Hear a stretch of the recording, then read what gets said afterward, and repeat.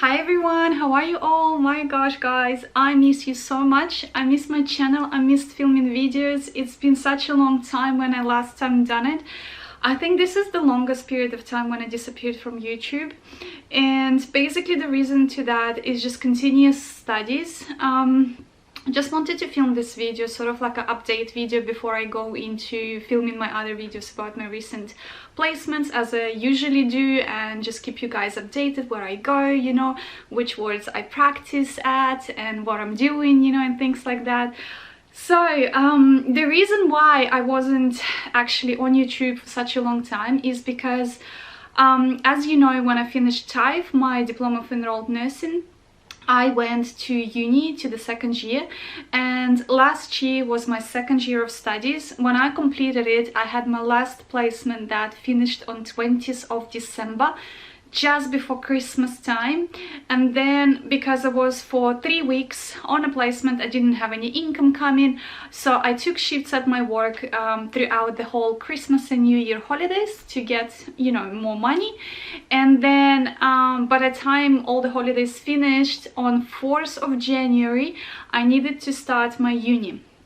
Why I started it so early is because the uni gave us choice to enroll into 2 elective subjects that I needed to complete, either in a session 1, which was starting from 1st of January and finishing the end of February, or the session 4, which I believe was starting somewhere in April and finishing, I think, the end of May, something like that.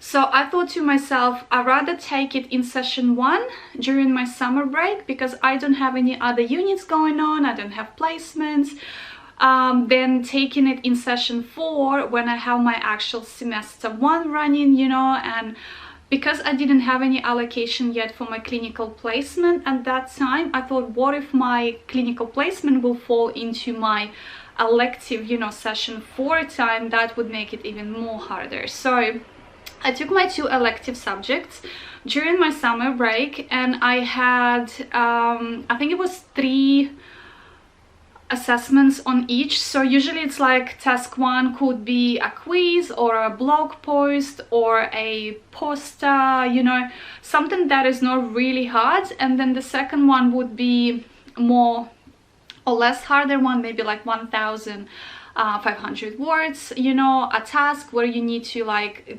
discuss certain things on a given scenario. And then the third task could be a essay. Like usually you would get an essay anyway for most of the subjects, but then the other 2 tasks could be, as I said, either a quiz or a blog post or just, you know, a written piece that is less in amount of words. So I think I had, for one subject I had 3 assessments, and for the other one I think I had only 2, but the essay part was quite a big one. Like it was a quite big essay. Sometimes you can get essays in the length of words like 2,500, you know, or 3,000 words, okay? And it can be quite difficult, especially if you want to get a better grade.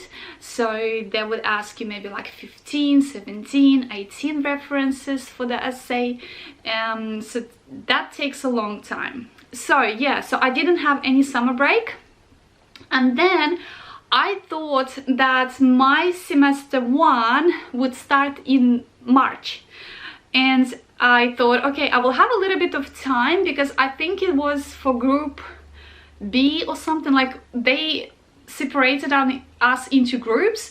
So we had a group A, and I think it was a group B. I thought I would be in group B, even though I enrolled in my subjects, and I clearly remember like I was choosing March. But when the emails came in the end of February, no, actually that was the beginning of February, when the emails came from the uni that, you know, some of the subjects that I'm enrolled in like starting early, I was like, how is that? Like, I'm supposed to be in the second group, but somehow I was in the first group. So we started actually not in the end of February, we started in the beginning of February. So I was still doing my elective assessment, like elective subjects assessments, and my semester 1 kicked in with new classes. We had labs, we had like excessive classes in labs, which I will talk to you about later in a few minutes. And we had other assessments going on, you know, and we had workshops and stuff, and I was like, oh no, my god, like this is not what I planned. So you can imagine how rushable it was for me. It was so crazy, so intense. I was so busy. I was still trying to pick up shifts at work as well, because like I need money to live for, you know, to pay my bills and stuff. And yeah, and then I had my placement. So my placement started on 15th of March, and it finished on 9th of April. So I still had my assessments going through the placement time. I had few due just before placement started, and then few were due during the placement time, because this placement was not 3 weeks but 4 weeks full time. Luckily enough, I had it from Monday to Friday only each week. I didn't have any weekends, so I could at least spend some time with my kids, because I was not able to see them from Monday to Friday, because I had rotational shifts. I had 1 week AM, then PM, then again AM, and then PM. So I was like up and down all the time. My body was, by the end of 4th week, was killing me. I was so tired. I was literally working on an autopilot. And like us as a graduate students, the last year, they expect you to do your best in terms of mental performance and in terms of physical performance. You take the full patient load of all 4 patients. And my last placement was in neurosurgical ward. You have lots of post-op, you know, you have lots of people who had brain injuries, brain surgeries. Anyway, I don't want to go into details for that, because I want to film a separate video for it, just telling you guys what it's like to be in the neurosurg ward. It's amazing. I'm supposed to actually be in internal medicine. I think it's called acute internal medicine ward, but because of COVID they changed it for us, I think in the last week or so, and they said to us, okay, you guys going into neurosurg. And I was like, not bad. I mean, like, it's still nice. I've been in so many surgical wards, and neurosurg was something different to what I experienced before, and I was like, yeah, that's going to be a great opportunity to learn something new, you know. And yes, I'll film a video about that. I have lots of notes that I took for you guys to just tell you and give you insights of what I went through during my placement. And maybe if some of you will go and do a placement in neurosurg, you will know somehow what to expect, you know, what I've been doing as a student and things like that. So yeah, so that was that. And yeah, so like, as you can see, since I moved to uni, like, my life was so busy. I think it was even more busy than TAFE, and it was just going on and going on with no stop. It was like crazy. So now at the moment I have 2 more assessments due to complete. One is due this week, another one in, I think, 5th of May, which is in a few weeks time, and that would be the last 2 assessments for this semester. As I said, I already completed my placement, I've already completed my other assessments, and yeah, and then I will be free basically till beginning of the next semester. And yeah, then my year is over. So my next semester I'm going to have 2 units. So I left only 2 units to complete, and I will have my internship. In my uni, internship goes for 8 weeks. Most of the unis have internship lengths of 6 weeks. My uni, I think it's the only uni who has internship of 8 weeks. So that means I will be on the placement for 2 months in a row. It doesn't mean that I will be all 2 months in one ward. Most of the students who I've talked to said that you probably will go even maybe to different hospitals. You might go for 1 month, let's say, to mental health facility, because we were doing mental health subject this semester, and for the remaining months you might go to emergency or surgical or medical ward or even medical center. All depends, you know, what contracts they have with the hospitals or other facilities. So I don't have my allocation yet, so I don't know where I'm going, when I'm going, but it could be any time starting from July and finishing basically like December. I hope that they will send me like maybe September or August, at the time when maybe at least half of my assessments will be already completed, because the worst and the hardest thing to do is to complete your assessments during your placement, because when you have your placement, it's so hard. Like, for example, I was placed in a hospital that was 1 hour drive from my home. Okay, if it's a traffic, it might take 1 hour and about 10 or 20 minutes. Okay, and then you needed to park for that particular hospital that I was placed to.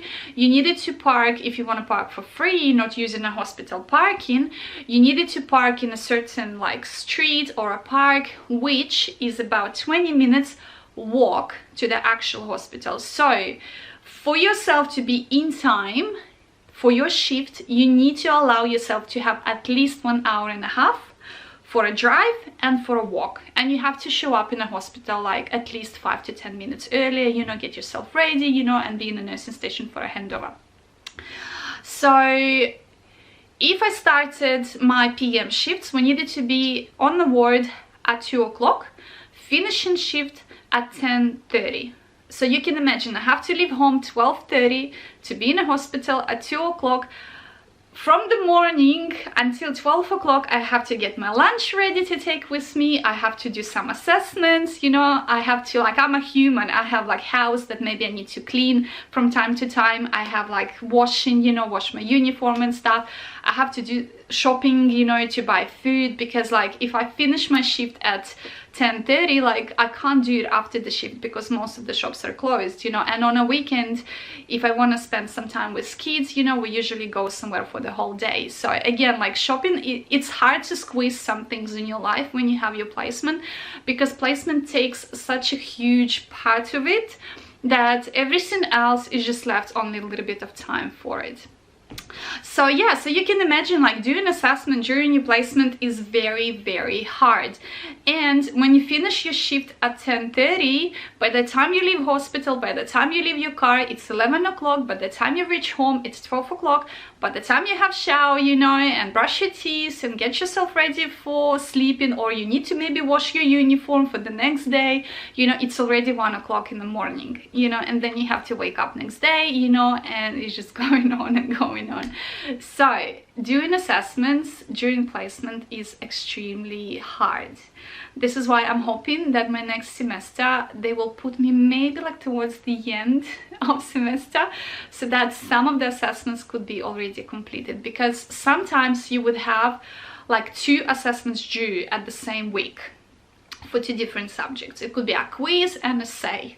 So for the quiz, you have to read all the learning materials, you have to go through the reading materials, all the books and stuff like that, you know, to be able to get a good grade by answering correctly, you know. And then for the essay, you have to do a huge amount of research, again, to get a good grades. You know, when are you going to have this time from, like, seriously, you know?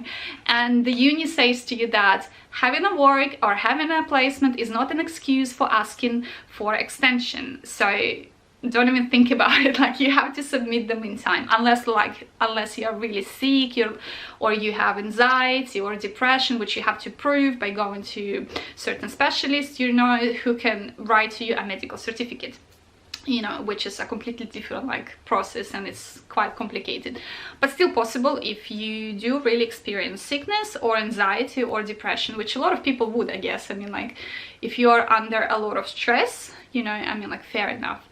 So yeah, so that was my life for the past year and a half.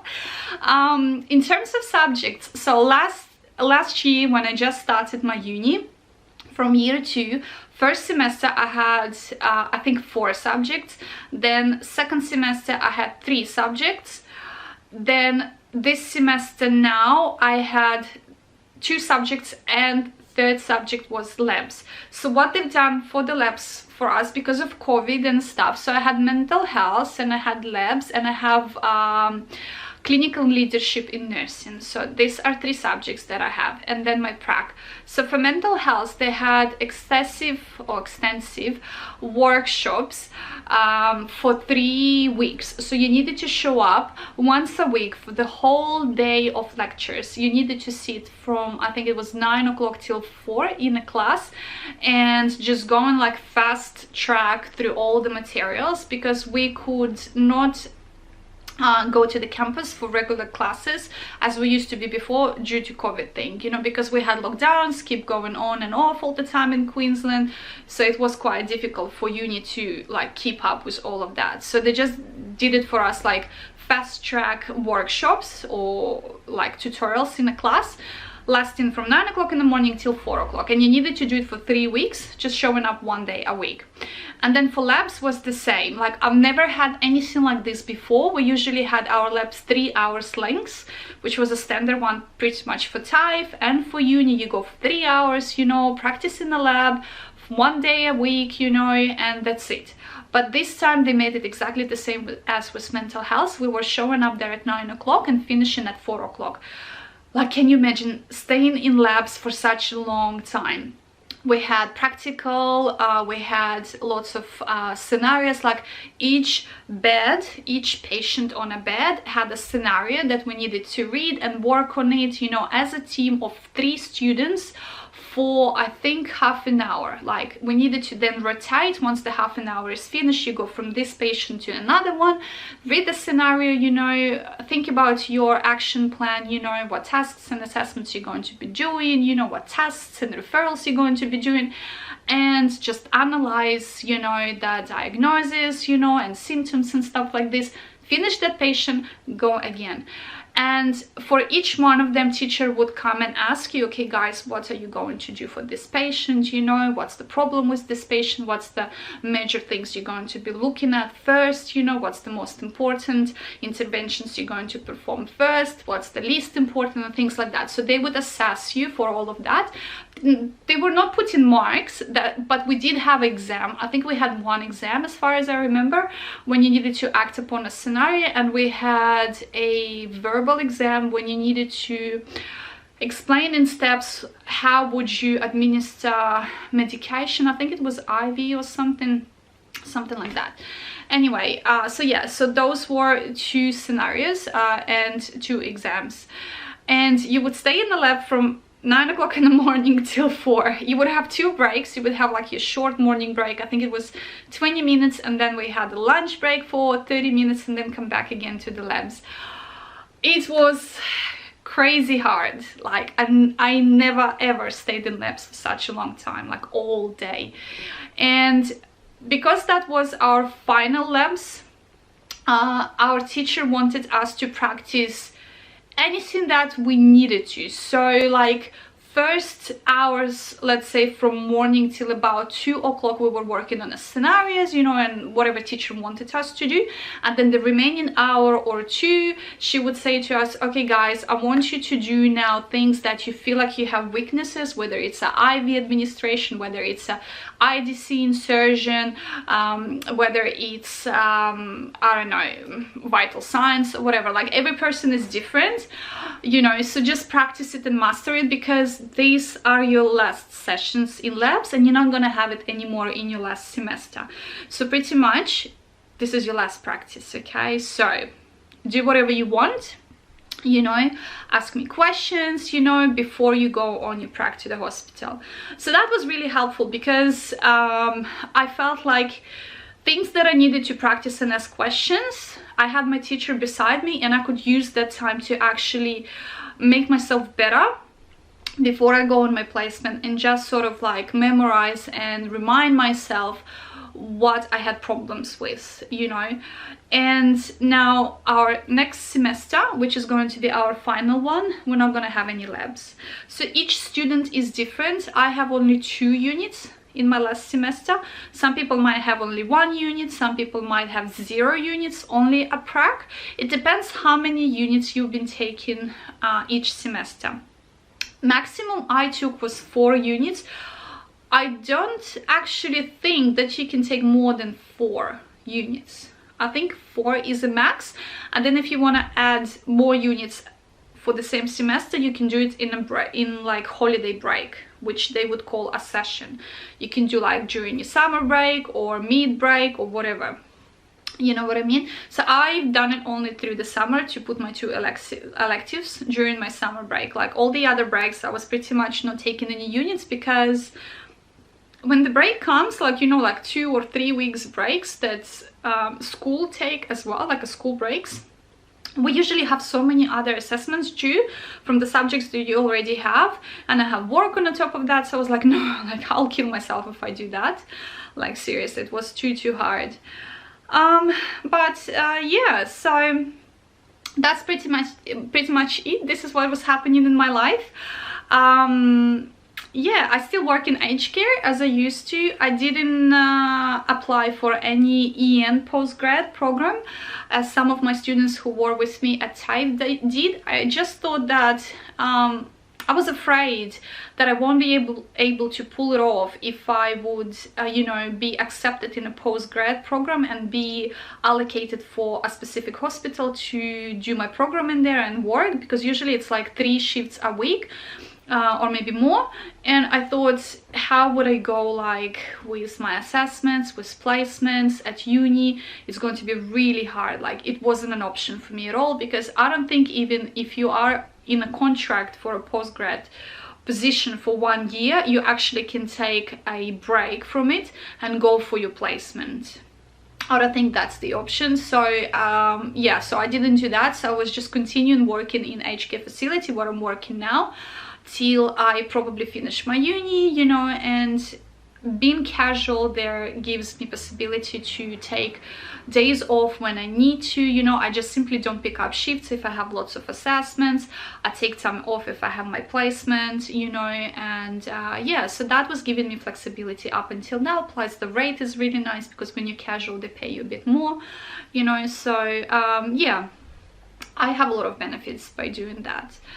Yeah, so guys, you asked me to film for you videos regarding getting registration.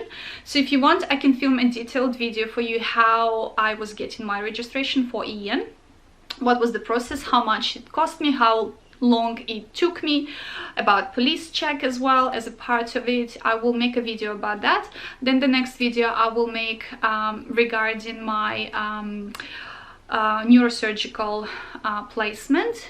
I think that was a really interesting place to be in, and I think it will be interesting for you guys to hear what I was going through. By the way, the one before it, I went to surgical as well. So my second semester of last year, I had 3 weeks of placement, the one that finished just before Christmas. That was orthopedics surgical. I've been before in orthopedic surgical, but in different hospital. So that was the same ward as well, but in different facility, okay, which I really enjoyed. It was a new hospital, completely new system, everything on the computers, you know, taking vital signs, you know, using the computers and stuff. It's so cool, like, it's so cool. It's like, I don't know, living in 2050, moving from 2021 to 2050, you know, everything is just so like different and on machines and cool, like no paperwork, you know, which was awesome.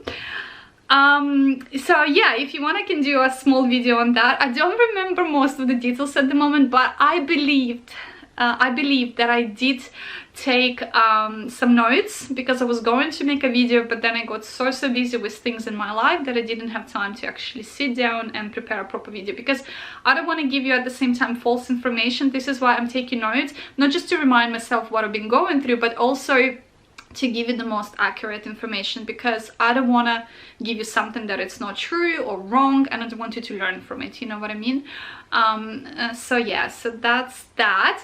And I think some of you asked me to make a video of what you have to prepare and buy for your uni life, like as a student, like including uniform, you know, stationery and stuff like that. If you want, I can make a video like that as well, like books. A lot of people worrying like how much you have to spend on certain materials, you know, how much the uniform cost for uni and things like that. So I have a list of the videos that I will be filming for you guys, and hopefully I will have time now to do it. I left only 2 assessments to complete. As I said, one I already started working on it. I'm halfway through, left only half to complete, and the next one will be essay, which is quite big, but I also I maybe need a week for it and it will be done. Like if I dedicate myself to it, I'll finish it maybe like in 3-4 days. Yeah, so that's all pretty much for now. I'll try not to disappear, because now, since I finished my assessments, until basically July, I will have free time from studies, but I will need to prepare myself for applying for postgrad programs for RN students, which will be open for Metro North. I'm aiming for Metro North because this is where I live. I live in the north areas of Brisbane. So they will be opening roughly somewhere, I think July, but I will check the website, and if you want, I will film for you once I go through it by myself. I can film for you a video how to apply for postgrad programs. So I have to prepare my resume, I have to practice medical calculations, I have to practice certain scenarios and things like that. They also give you some information online as well, what to get ready for, how to prepare and things like that. So yeah, so maybe starting from April or May, not from April, I'm a bit busy now, probably starting from mid of May, I will start to do my resume, add all the skills that I've learned during my work, where I work now, and also during my placements, and taking as a reference my work, and also one of my facilitators, probably my last facilitator from this placement will be my second referee. So yeah, that's going to be a huge process, but I really want to apply for postgrad program, because applying for a postgrad program gives you an opportunity to step into a field as a practicing RN without having a year of experience. Because if you go to apply somewhere else, not aged care facility, but let's say hospital, being graduate with no experience, it's very low chances they will take you. Yes, there is a possibility someone will hire you, but it's very, very hard, because every hospital would want a student who would come, not the student, sorry, an RN who would come with some sort of experience, you know, because if you apply through postgrad program as RN graduate student, you still have a support from other body nurses. It's different to as if you're studying in a uni and you go to the hospital and you always have your body nurse with you and you always have a facilitator. It's different, but you still have as a student some sort of support, and you have to complete and finish modules. So your postgrad year, the contract that the facility signs with you for a year, still involves lots of studying. So it's like a uni, but through the facility, and then you practice as well, but your responsibility now is much greater because you're already holding your license and you are basically a practitioner, full licensed practitioner who is practicing and carrying all the responsibility for whatever things you do, you know, with your patients. But you can get the guidance, as I said. So yeah, but I've heard that from many people who I know, that if you don't want to go to the postgrad, but you still want to gain your 1 year of experience before going to the hospital, you know, you can go and apply in aged cares. In aged cares, there is more opportunities and chances that they will take you without any experience, and you can work on your experience, you know, during 1 year in an aged care facility, get your experience, get familiar with medications, you know, and safety protocols and procedures and things like that. And then once you work for 1 year, you can already start to apply in hospitals, so that at least you can say that, yes, I have 1 year experience, you know what I mean? So yeah, so there are two ways, either through postgrad program or maybe an aged care facility where you can go and stay there for a year. A lot of RNs actually and ENs in my aged care facility where I work stay there for 1 year and then leave and apply to hospitals, you know, and yeah. So this is what I'm going to be doing from May, basically. Another task and another stepping stone to complete in my life. So yeah, I'll keep you updated.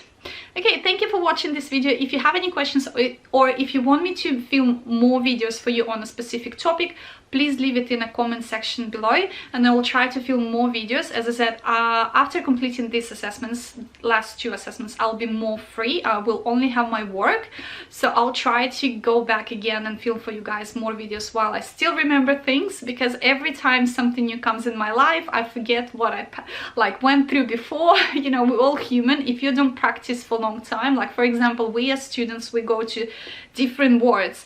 Once I just finished my placement in a ward, I would remember lots of things. But then if you don't practice in that ward for a long time as a student, you forget things. You know, you have to be constantly doing the same thing all the time to remember it, you know. So yeah, so hopefully I will be able to film for you guys more videos while I still remember things before I forget them, you know, so you guys could have more insights as well. For now, I'll see you in my next videos. Bye!